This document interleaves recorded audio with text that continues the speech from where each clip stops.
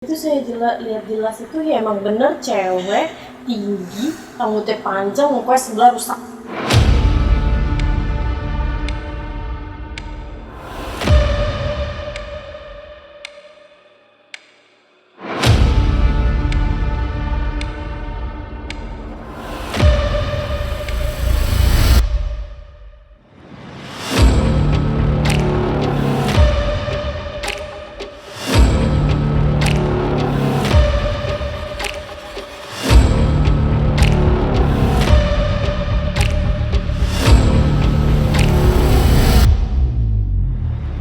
Assalamualaikum warahmatullahi wabarakatuh.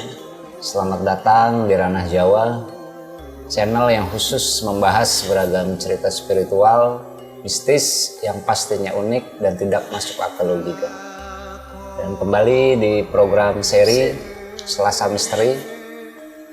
Sebelum kita masuk ke cerita dari narasumber, kami ingin ucapkan terima kasih untuk kawan-kawan yang selama ini sudah mendukung.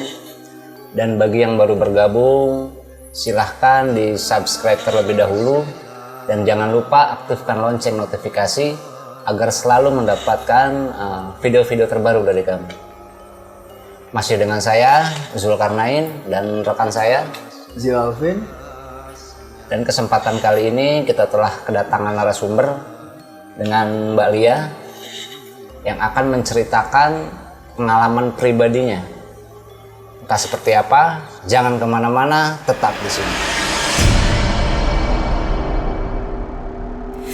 Apa kabar Mbak Lia? Alhamdulillah baik. Gimana tadi perjalanan ke sini? Alhamdulillah Lancar ya. Terima kasih nih udah nyempetin waktunya ya untuk datang ke Ranah Jawa channel di program seri. Saya dengar juga dari tim kreatif tadi ya, Mbak Lia nih punya cerita yang menarik. Mungkin bisa disampaikan buat teman-teman Pengalamannya ya. pengalaman pribadinya. Ceritanya Jadi, seperti apa? awalnya itu kan berumur masih SMP sih. SMP. Iya, nah, terus diajak sama orang tua liburan di kampung, gitu kan, di rumah nenek. Setelah ada liburan di kampung, nah pada suatu hari malam itu emang ngerasa di rumah nenek itu karena rumah jadul ya. Oh iya. Rumah jadul itu karena emang rumah jadul banget. Nah terus kita kan emang tidur itu berame-rame. Nah di situ pas malam hari saya ngintip saya membawa kayak ibarat sajen. Itu tuh sajen itu kayak ada bunga, kayak ada asap-asapnya itulah namanya, kita kan nggak tahu ya, masuk ke kamar. Nah saya kan ngikutin, ngapain gitu, saya ikut, ternyata di situ dia naruh di tempat gelap, tapi saya lihat itu ada kayak sosok wanita yang diri. Sosok. Yang Mbak lihat ini sosok. Sosok wanita berambut panjang diri di situ. Nah setelah itu mungkin karena saya masih kecil langsung takut, saya bergegas lari lagi untuk tidur ya karena kan ketakutan. Nah setelah itu saya bilang, apa ya itu apa ya, karena kan kita kan liburan sekolah itu panjang. Nah setiap malam lakuin kayak gitu, kita kan nggak tahu ngapain gitu kan. Terus sempat nanya ke ibu, katanya udah biarin aja gitu. Nah setelah itu kan pas jam 3 pengen lah ke toilet. Nah sumur itu kita kayak sumur timbaan. Nah di situ kayak ada yang nongol, di timbaan itu ada yang nongol. Saat itu sendiri ke toilet? Iya sendiri kan. Atau ditemenin ibu sendiri? Sendiri, awalnya sendiri. Pas kita pipis, namanya rumah jadul kan ada timbaan, pas muncul itu sosok putih. Kelihatan sosoknya. Ya? Jelas. Di situ posisi teriak dong. Di situ bapak saya datang. Kenapa, ada apa? Dia bilang, bangun. Sangat udah gemeteran. Itu apa? Dia bilang, diam. Nah, mungkin karena ibu udah tahu, bapak pun tahu, makanya dia itu nggak ngejelaskan, udah tenang, dibikin tenang aja, dibilang gitu. Ya udah, disuruh tidur, disuruh itu udah seperti itu. Nah, setelah itu udah bapak menanya, emang apa yang dilihat? Ini biarin nanti juga siap sendiri dia, dibilang gitu. Dibikin kita itu jangan takut. Masih lama kita nggak pulang, karena kan di situ kan posisi nenek saya lagi sakit. Nah, karena lama, di situ cukup lama, ada dibilang terhitung sebulan ya kan. Dia bilang kamu harus tetap di situ, ikutin aja. Dia bilang online kesini dan ikutin aja, pokoknya jangan namanya kalau dibilang nggak boleh di kamar itu nggak boleh, jangan ada yang masuk, ikutin aja. Dia bilang kata ibu, dia bilang gitu. Ya udah, dia bilang gitu. Nah setelah itu besokannya saya sama bapak diajakin tuh pas maghrib ke sawah. Sawahnya itu lewat kuburan, terus banyak kali, terus kayak pegunungan. Itu kita mau ke rumah orang, itu berdua. Itu bener-bener kita berdua jalan lewat kuburan, lewat sawah, itu berdua sama bokap. Itu bokap tuh nginter-nginterin. Itu bener banyak banget ya, di sawah itu banyak banget kayak Apa sosoknya? Penampakan anak lah, terus kayak genderuwo, pocong. Terus pak takut, pak takut. Udah, masih takut, ada bapak gitu kan. Sosok bapak kan selalu melindungi anaknya kan. Dia bilang, dia tuh berbahasa Sunda lah bokap. Sini mana teh mau tunjukkan gitu. Terus sebentar itu sama dia. Terus dia, kenapa nggak sini sih pak? Katanya itu, gak ada jalan lain. Kita nyamperin orang tersebut tuh nggak ada jalan lain, karena bapak itu kan disuruh sama ibu saya gitu. Temuin nih sini karena nenek sakit. Dulu kok zaman dulu kayak apa sih, kayak dokter apa sih kalau dipanggilan itu sih namanya kayak mantri ya? Iya, dibilang di gitu kan. kampung. Karena kita nyamperin si mantri itu karena rumahnya jauh, kita jalan kaki, nggak bisa naik kayak kendaraan. Namanya rumah dulu tuh banyak sawah, kuburan juga. Nah kita nyamperin, setelah balik lagi sama kejadian seperti itu. Sampai sekarang masih ngerasain jadi kayak itu makhluk seperti apa dan bagaimana posisinya, itu masih sama ngerasain. Sampai ngikut ke rumah nenek. Si sosok ini. Iya, sampai ngikut ke rumah nenek. Cuman hanya di depan. Nah, setelah itu kakek saya kan ternyata dia bisa merasakan. Jadi dia sempat bilang gini, saya nggak tahu dia ngomong bahasa Sunda karena stop. Ulah asup mana teh, jadi tuh. Saya menanya dengan bapak saya, itu kenapa? Udah. Nah, disitulah saya disuruh duduk lah dia. Nah, karena emang masih kecil pasti kita ngeliat ke kanan ke kiri, ini ada apa ya. Nah, terus kok di kamar buka, kan emang dia purpose banget tuh kamar kan. Tadi mau buka sih, dan gitu pengen masuk gimana. Nah terus saya punya kakak sepupu bilang jangan masuk, jangan. Kenapa teh? Kan kita kan menanya namanya, jangan. Dia cerita lah, dia juga sempat cerita. Mau nggak punya jodoh? Maksudnya mau emang? Gitu. Nah soalnya waktu itu Teteh pernah sekali masuk. Emang dia juga ngeliat sama ada sosok itu dan gak lama. Jadi dia pernah ngajak cowoknya foto. Ini kan kamar itu kan dia punya jendela. Kamar yang privacy ini. Iya punya jendela. Jendelanya itu hitam. Si kakak itu kakak saya itu foto di situ sama pacarnya. Besokannya putus. Itu bener-bener kan udah dibilang kata siapa itu kok bisa kayak gitu teh, dibilang nggak bilang jangan namanya deket-deket kamar itu, jangan namanya ngintip-ngintip kamar itu kalau nggak mau kejadian apa. Ternyata bener putus mereka, dibilang gitu kan.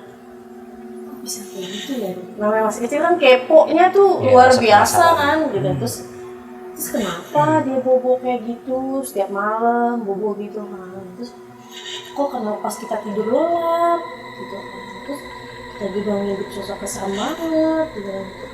Itu saya lihat jelas itu ya emang bener cewek tinggi, rambutnya panjang, mukanya sebelah rusak. Bajunya putih. Putih, tapi sebelahnya tuh rusak, bener-bener hancur. Posisi dia lagi ngapain tuh sosok? Berdiri aja. Berdiri aja. Karena kan mungkin posisinya dia berdiri ya karena ada yang saya bilang itu kayak si kembang sajian gitu. itu ya. Nah terus dia cuma nanya ngeliat itu posisi setengah dia rusak, setengah dia itu bagus. Itu apa waktu pas ngelihatnya? Sorry ya. Lu ngeliat langsung hadap-hadapan gitu?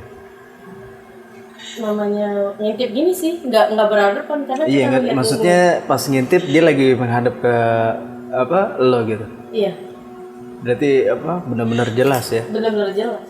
Makanya kan dibilang setengahnya bagus, setengahnya rusak. Jadi itu Terus posisi kamar layaknya kamar biasa apa emang kosong ruangan gitu aja? Atau kamar? nggak ada kasurnya. Ada kasur. Ada kasur tapi kasur yang kayak renda. Oh zaman dulu ya, kayak Ya, kasur-kasur Belanda gitu ya. Gitu kan karena kan nenek juga kasurnya kayak gitu kan, renda gitu kayak zaman-zaman kayak Belanda gitu. Iya. Kalau di situ, nah, makanya kan dibilang sama anak, udah jangan sekali-kali jangan mau dekat-dekat kamar itu gitu. Nah emang pas kejadian itu sih nenek sakit udah dikasih ke dia datang dokternya itu udah diantarin dokternya itu.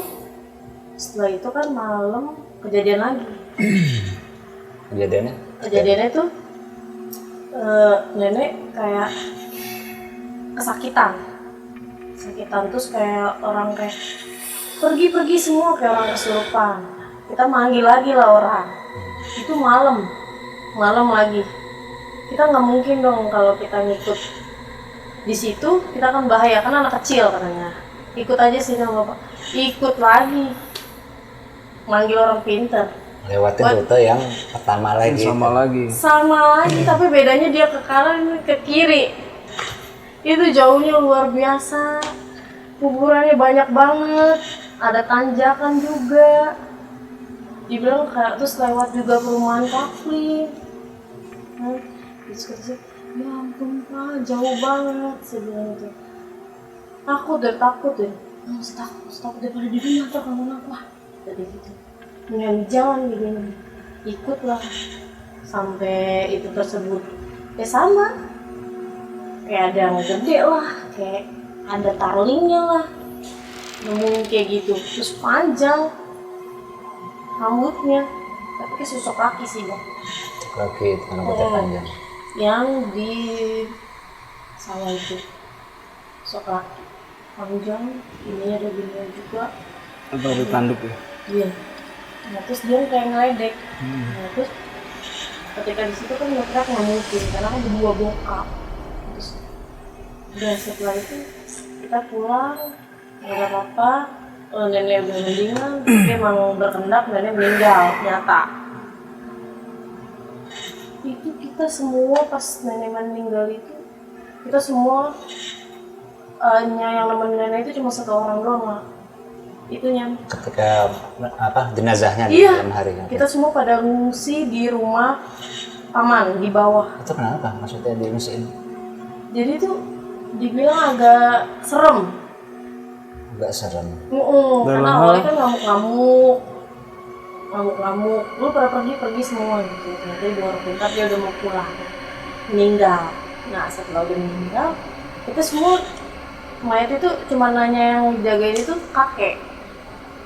Jenazah almarhumah ini ya? Iya, nah kita semua itu kan pasti istirahat dong bang. Yang lain kaki mau pada di luar lah, tidur.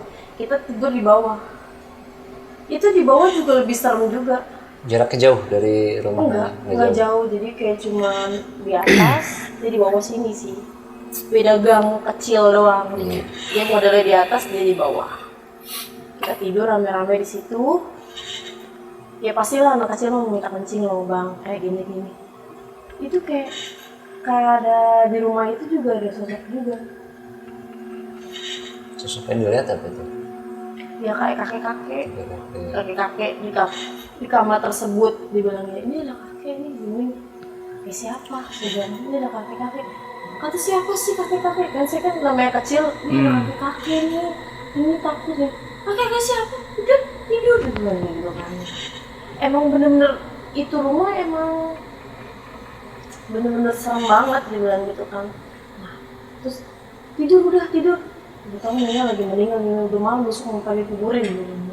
Terus itu tuh bener-bener nggak bisa tidur. Sekeluarga tuh hampir kayak nggak bisa tidur, kayak dihantui. Di malam itu ya. Iya, jadi kayak ini meninggalnya ini kayak meninggal kayak nggak jelas, dibilang gitu kan. Nah terus dibilang dia udah tidur dah kamu, pakai tidur, jangan mikir aneh-aneh gitu. Tidur lah, namanya anak kecil tidur. Nah tapi masih ngeyel, masih kecil ya. Nah, tidur posisi di kamar yang belakang. Nah belakang itu ada jendela belakang itu kayak ada turunan. Kalau orang lewat atas di belakang di atas lagi semua itu makam. Nengok, ada yang nengok lagi. Namanya anak kecil kan keponya luar biasa. Ya apaan sih, kayak di jendela kayak ada ser gitu kan. Coba lagi. Astagfirullahaladzim. Itu bener ditunjukin banget. Itu di belakang. Sosok apa tuh yang dilihat? Perempuan lagi. Iya. Emang tuh emang katanya di situ jahil banget, kamar di situ emang katanya perempuan itu jahil banget. Mau anak kecil, mau anak dewasa dijahilin. Kabur lah, bangunin. Takut ada setan, anak kecil kayak gitu. Aduh ada setan. Ayo pindah ke kamar sebelah. Kan dia juga jendela juga. Terus jendela dia tuh ada kayak kandang kambing lah, lebih serem lagi. Jadi lingkupannya itu kayak sosoknya itu kayak nggak beda jauh dari kayak gede tinggi lah, terus kayak panjang, rambut panjang, serem. Terus mereka itu lingkupannya di situ aja, jadi kayak dari atas ke bawah, ya bukan.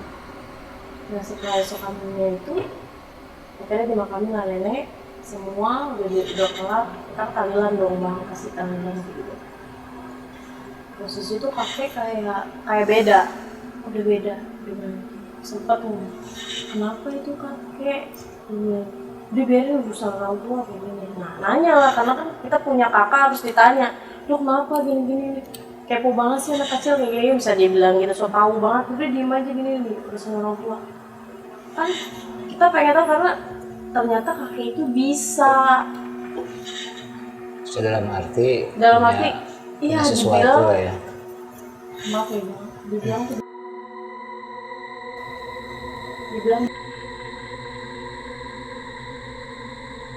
kok bisa kayak gini sih, dia bilang kok gitu.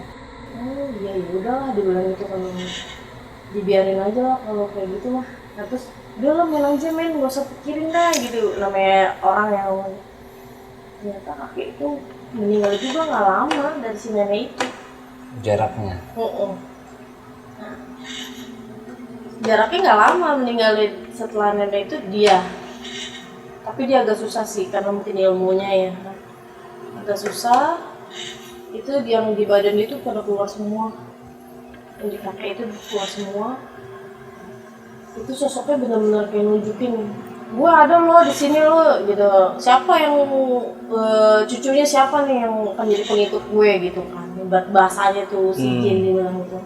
Ada yang beberapa harus ikut, entah siapa nggak tahu, kayak ngerasa kayak beda banget di badan, kayak ada yang ngikutin.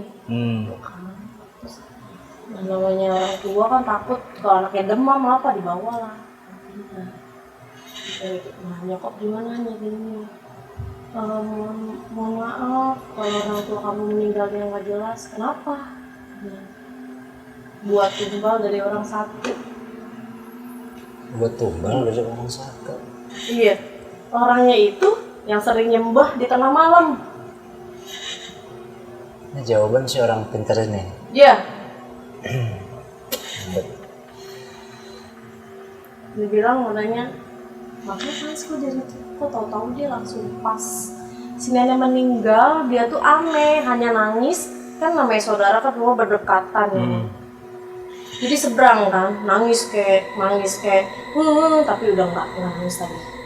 biasa aja, kayak orang biasa aja, tapi besokannya dia kayak berlimpah emas apa banyak gitu. Pas setelah kakek meninggal, rumah di mana-mana. Jadi apa yang diinginkan dapat ya di saat itu ya. Iya, makanya pas dibilang nyokap pas dibawa itu katanya orang tua kalian itu dibuat tumbal dengan itu. Orang tua sendiri Iya. sama Iya, karena kan lebih efektif yang lebih cepat itu dari darah. orang tua. Kalau untuk kayak misalnya orang lain itu nggak bisa. Nggak bisa. Dia bilang gitu kan. Itu bener-bener sih, dia bener-bener luar biasa kayaknya, bener-bener kaya Anjir raya, deh. tajir. Sama dia Itu kejadian apa? Dengan drastis tuh ya kelihatannya ya, Kelihatan. langsung gitu ya, Langsung. nyata gitu. Kayak masih anehnya di situ doang tuh perempuan yang bermuka, Setengah-setengah itu. ya itu masih terlintas sampai sekarang. Iya.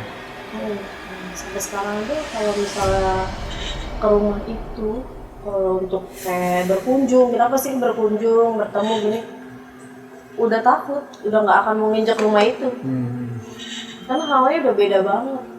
Kita nggak bakal bisa. Kita boleh tahu nggak lokasinya di mana sih rumah? Lokasinya sih di Bogor. Bogor ya. Udah kelihatan dari cerita Mbak Lia kan kayaknya nih kampung sakral banget ya. Iya kalau emang Sepi, di mana-mana makam. Jarak ke mantri satu, mantri kedua juga jauh. Begitu jalan yang ditempuhnya juga kayak masih apa? Benar-benar kampung banget. Apa? Jalanan tanah ya mungkin. Ya. Dusun banget lah maksudnya gitu, daerah sawah. Penerangan sama sekali berarti nggak ada kan? Saat itu ya. oh iya, kita aja harus pakai senter. Iya. Itu jalannya juga cuma satu orang doang. Iya, kayak jalan di apa? Galengan sawah gitu. Ya? Iya benar. Ke makamnya juga gitu. Di makam cuma satu jalan. Ya.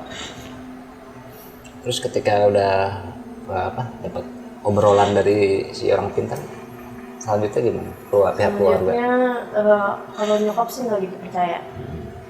Jadi dia berpikir namanya meninggal sama Allah, bukan yang namanya hal-hal kayak gitu. Dia bilang gitu kan. Terus kenapa dia bisa tajir melintir?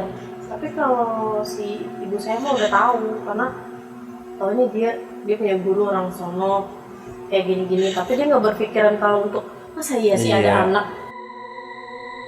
Nyelakain Gitu atau kan. gimana. Masih tetap seperti itu. Nah, dan saya yang rasain pun kalau kata saya benar juga orang pintar itu. Tapi dari logika memang ada ikhtiarnya nggak nih? Mungkin dia punya usaha, Punya, kerjaan, dia punya usaha. Punya usaha kayak namanya di pasar ya kan, kayak dagang sayuran, cabai gitu. Sebelum dia punya bahkan sebelum ataupun sesudah kan bisa kelihatan tuh drastis seperti perubahannya gitu. Perubahannya drastis. Oke kawan-kawan, tadi sebelumnya kita udah mendengarkan cerita dari narasumber kita, Saudari Lia. Dan di segmen ini khususnya kita coba untuk membahas lebih jauh. Dan kenapa di segmen ini tidak kita hadirkan narasumber? Karena mohon maaf kawan-kawan, kita ada sedikit gangguan. Karena narasumber kita, wallahu alam, gangguan seperti apa itu yang dialami. Karena kita coba ngebahas lagi ya, bro ya. Nah, tadi kita sempat lihat ada gangguan yang mungkin bikin satu hal si Lia ini nggak bisa tampil lagi nih di segmen ini. Entah mungkin itu sosok yang diceritakan di saat dia masuk ke kamar ataupun yang di jendela. Tapi menurut tim kreatif tadi ya, sosok yang masuk ke Lia itu lebih ke perempuan. Jadi sosok yang narasumber kita ceritakan ada 2 perempuan. Lebih dominan ke yang mana? Ataukah yang di kamar pertama ataupun yang di kamar kedua ceritanya? Ya, kalau ngelihat dari gestur ya, kayak lu juga kan ngelihat kan, semua juga kita di sini ngelihat lah dari gestur, body language-nya si Lia nih, ya kan. Memang yang apa istilahnya, yang ngedatengin dia ya, bisa dikatakan itu lebih ke yang depan, kamar depan, karena sebenarnya dia udah mengetahui nih, sepertinya ya, dia udah mengetahui kalau si Lia mengetahui dia, keberadaan dia saat si orang ini melakukan hal bisa dibilang ritual kayak gitu ya. Nah jadi sebenarnya dia memerintahkan tuh, bisa dibilang apa ya, dia yang berkuasa lah di situ, di area itu. Iya, di area itu ya. Bahkan dengan yang datang pun sama, tetap dia yang menguasai bro. Iya, jadi kayak memang dari Lianya sendiri tuh kayak ada apa ya, kayak ada daya tarik lah untuk mereka gitu ya kan. Entah itu apa yang membuat mereka tuh ngerasa pengen banget ngeganggu, bisa dibilang ya, ngeganggu si Lia ini. Makanya si yang di kamar, sosok yang di kamar depan ini kan ya kayak memerintahkan ya untuk membuat yang ada di situ sebenarnya ya, untuk keluar deh, untuk pergi deh dari situ gitu. Jadi istilahnya apa ya, dia ngerasa terganggu banget gitu. Karena itu dia, Lia tuh sensitif, Lia tuh bisa dengan jelas ya melihat dengan jelas gitu. Makanya semua yang ada di situ gimana caranya mencoba untuk ngeganggu si Lia biar dia tuh nggak tenang. Ya otomatis kan anak sosial itu nggak tenang, jatuhnya pasti pengen nggak betah ya, maksudnya pengen ajak pergilah dari situ atau pulang ya kan. Cuman kan karena ada orang tuanya ada beberapa kepentingan di situ ya, makanya gimana caranya meredam si Lia nih, meredam rasa ketakutannya. Kalau gue coba buat coba buat ngelihat dari sisi-sisi yang lain gitu ya, seperti itu lah. Tapi anehnya kan sebelum kita mulai tadi untuk narasumber kita menceritakan, belum kali kan kita sempat tanya masalah enggak, karena kejadian yang dialami juga udah jauh di saat dia masih SD kelas 5, dan bahasanya juga udah nggak jadi masalah kok bang sebenarnya. Nah, tapi ketika diceritakan di tempat kita ini malah mengalami gangguan. Iya kan. Dia punya punya asumsi mungkin ya. Punya asumsi ya, karena mungkin ya emang kejadiannya udah terlampau lama banget. Makanya dia menganggap ya mungkin udah udah nggak ngaruh lah atau apa. Ya cuman kan di sini balik lagi, dia tuh sensitif. Tahu dari narasumber kita emang sensitif gitu. Jadi udah gitu kayak mau sampai kapanpun ya tetap kayak dia tuh kayak dihantui. Bukan dihantui, kayak kayak diikutin lah. Jadi kasarnya kalau emang si Lia nih membahas atau menceritakan si sosok yang di kamar depan ini, ya akan ada dampak buat dia gitu. Oke, mungkin itu yang dialamin sama dia. Terus juga untuk perkara hal yang sensitif yang sebelumnya tadi kita bicarakan juga, di saat narasumber masih bisa diajak bicara ya, masih secara sadar penuh, banyak hal yang sifatnya negatif.